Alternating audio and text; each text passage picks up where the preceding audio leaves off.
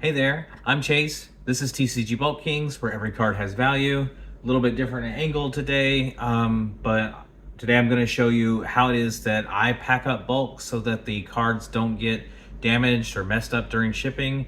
And this is how I'm most happy to receive bulk when it gets submitted to me. So I will put this as like a how-to video on the bulk submission section of the website so that you can see how I best like to receive bulk when it's sent to me, but also if you're sending it to somebody or if you're sending it off to, I don't know, Safari Zone or Danny Phantom or any number of other places or whatever, this is the best way that I know to pack it up so that it stays almost all of it in the condition that you put it in the box during the entire shipping process. So first, I'll show you the boxes that I used.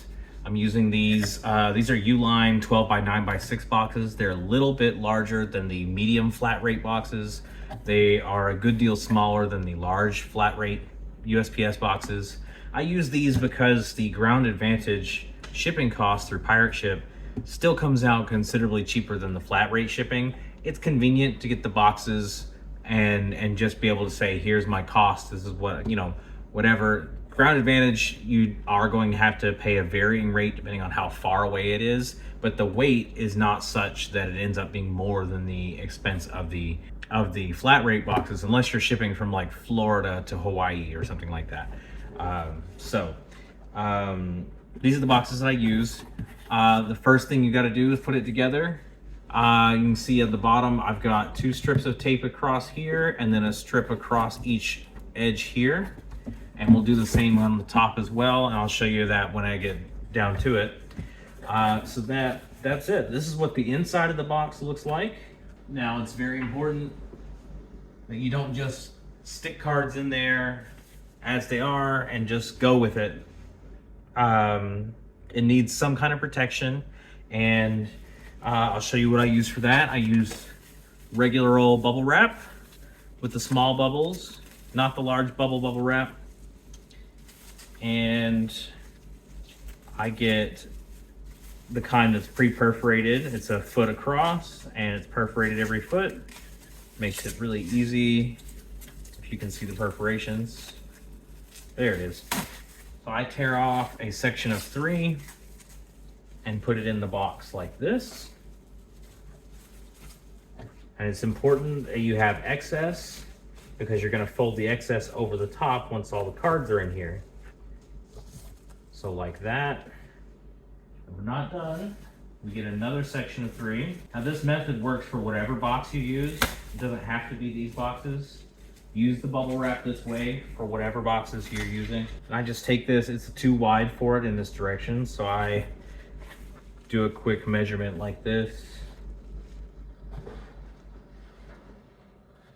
Just to get it approximately the right width, and then I cut it off. Don't toss out this excess piece, you're gonna need it later. Put that to the side, and then lay this in the box as well. So you're gonna have a double layer across the bottom, and you'll have a single layer along the sides. But it's important that you have at least 1 layer on every surface inside the box. So there, we're like that. Now, a lot of places will tell you have to use team bags like this, or sandwich bags, or saran wrap, or paper, or things to wrap up the blocks of cards. And you can do that for sure. It does help them. It's not necessary. So part of what this is going to decrease the amount of time it takes you, the amount of work it takes you to pack up your bulk boxes, while still maximizing the amount of space you've got inside, but also protecting all the cards as much as possible. So if you don't have enough cards to completely fill the box, I do recommend you do something to turn the cards into bricks so that they're not loose sliding against each other. And the bricks are a lot easier to pack in with other bubble wrap or other packing materials to keep them from rattling around inside the box.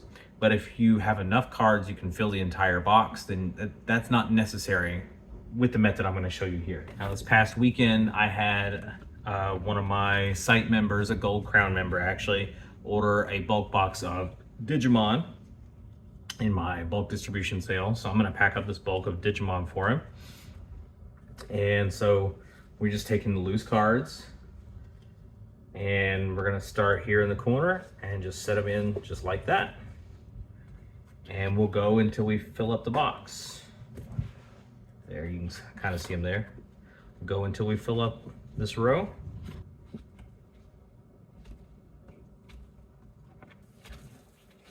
Make sure you keep your bubble wrap up and flat against the sides. And when you get to where you're having a hard time getting them in the ends, you can just slide them in the middle and that will spread them out. Being careful not to mess up the cards as you put them in. And eventually it's going to get to where they're really difficult to put in. Like that's not really difficult, so that's good. And the idea of this is to get them packed in tightly so that they have squeezed some of the bubble wrap on the ends so that they don't have any way they can move. So we'll put one more stack in there like that. There. So like they can move a little bit. Let's see if we can get another couple of cards in there. Just really carefully. Don't bend the cards, don't mess up the corners. There.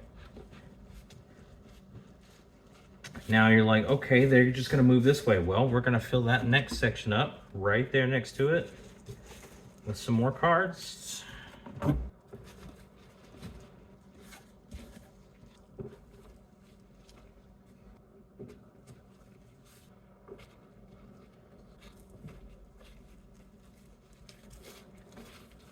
Just the way the box is built, when you're first putting them in there, there's gonna be a little bit of a gap here that's gonna get taken care of when we fill out the rest of the layer in the box.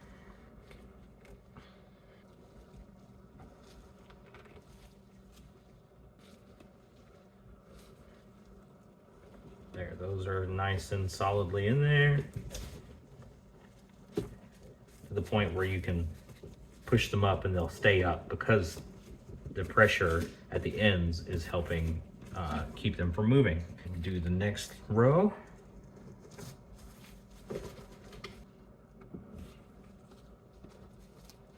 Get another couple of cards in there.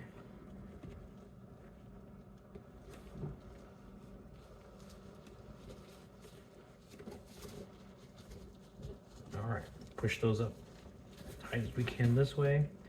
And we've got this gap here at the end, right? And we don't take cards and just set them in here loose sideways.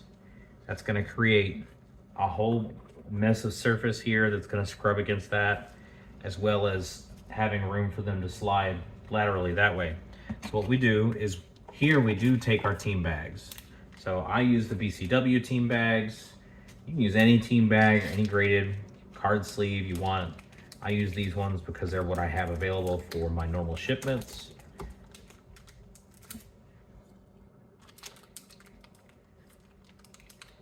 Put them in a team bag, tighten up real tight so they can't move in there.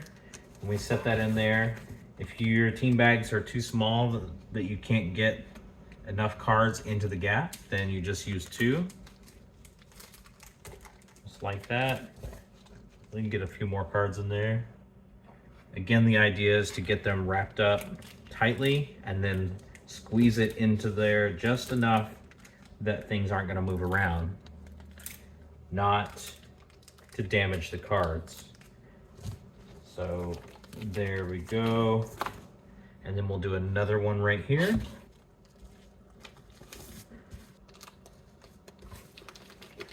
There we go. Take the bit that we had cut off, and we're gonna jam it into this hole here. I prefer to use the extra bubble wrap than something like packing peanuts or paper or anything like that. Just because I know this is really soft, it's not gonna damage the cards just from touching them. It's gonna give even pressure across if you get it packed in there really tight and all that.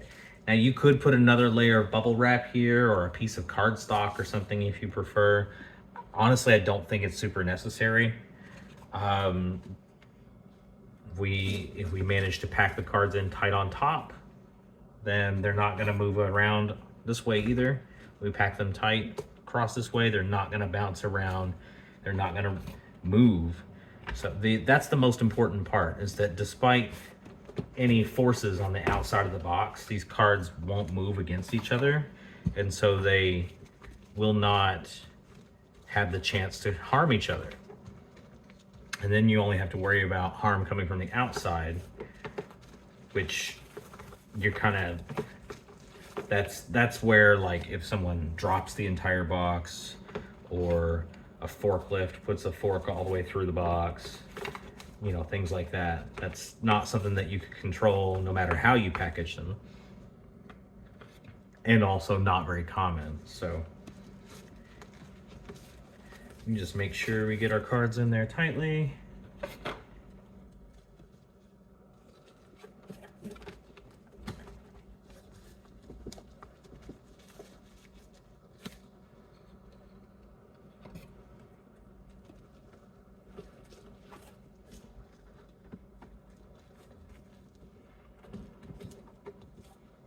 Can we get a couple more? Yeah, we can get a few more there.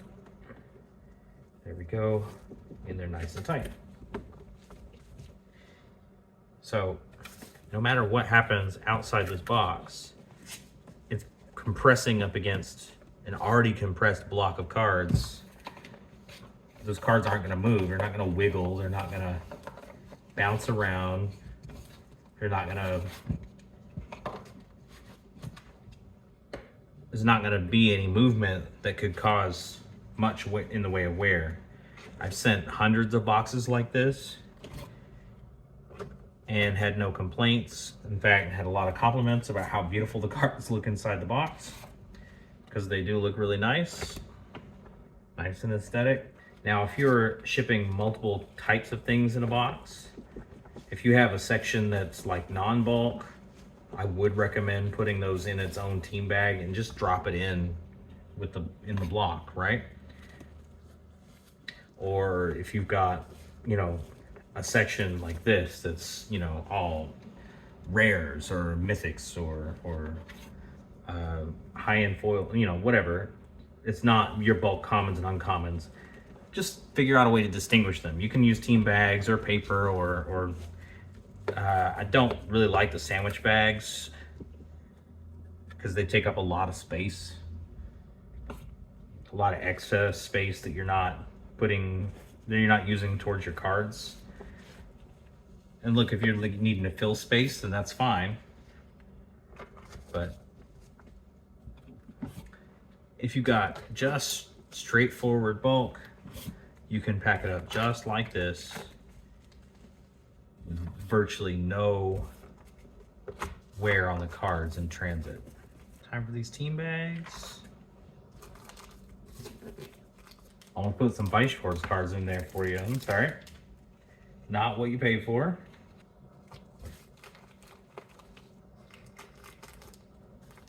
We just need a little bit more bubble wrap to fill out that hole. It's very important that you don't leave gaps like this in the box. This will allow, you know, if there's a gap here,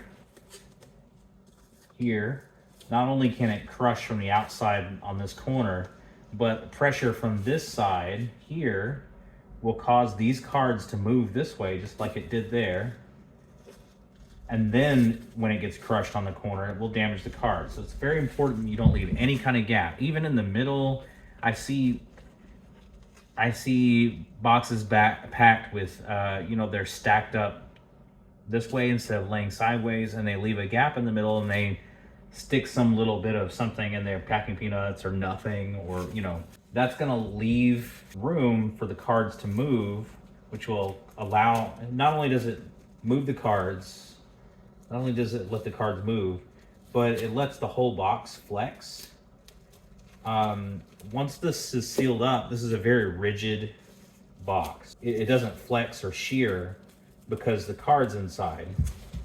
But if there's space inside the box for the cards to move into, that suddenly allows the box to have room to move around its inside so it can flex and start to twist. And when that happens, it's a lot more likely that the cardboard will fail or burst or rip or something like that. So there, we've got that all packed in there. Fold these over. We need one more space here in the top. Drop Mr. Alfred's invoice here in the top. And then we're gonna seal this up.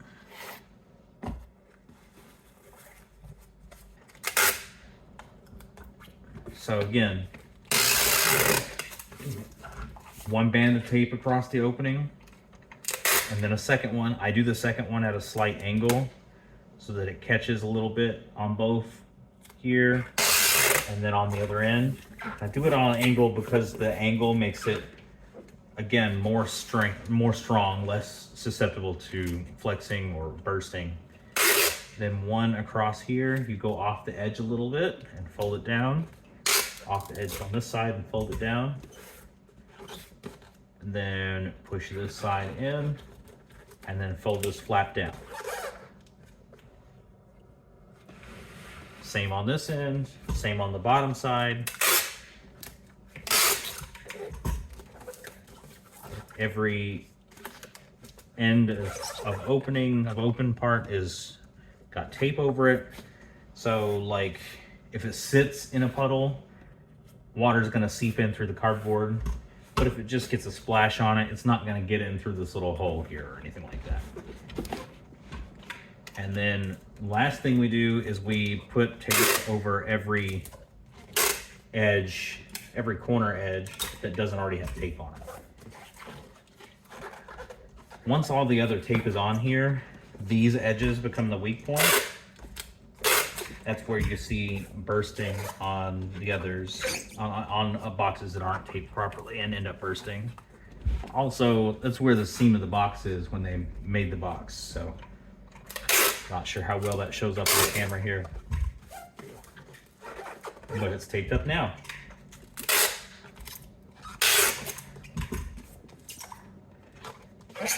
Okay.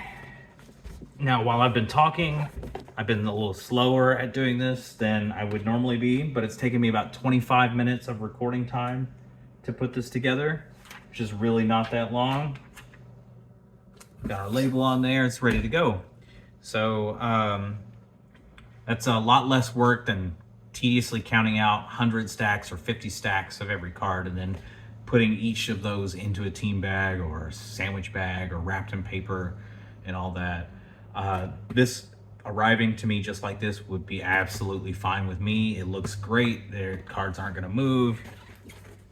Shake the box, you can't hear cards rattling around. So yeah, I would be absolutely happy to receive a box that's packed like this.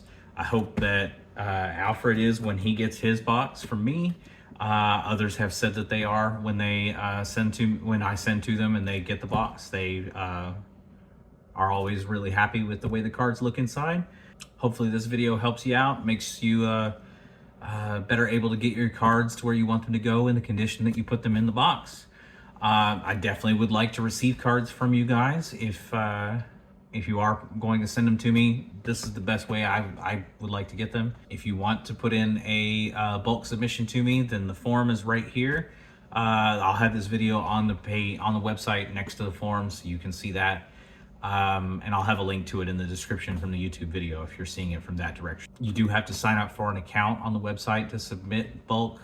But you don't have to sign up for a paid account. A free account is fine. Also, if you do submit bulk to me, then I do have a 30% boost for store credit. So you can submit with store credit, and instead of, if you're sending, 10,000 magic cards, instead of getting $50 for your bulk commons and uncommons, you would get 65 in store credit, and you can use that on anything on the store. Definitely keep an eye out for interesting things over there. If you want to see more about what I'm talking about with the site memberships and store credit and stuff like that, check out this video right over here. And if you check out this video on this side, you'll see something else that's probably going to be interesting.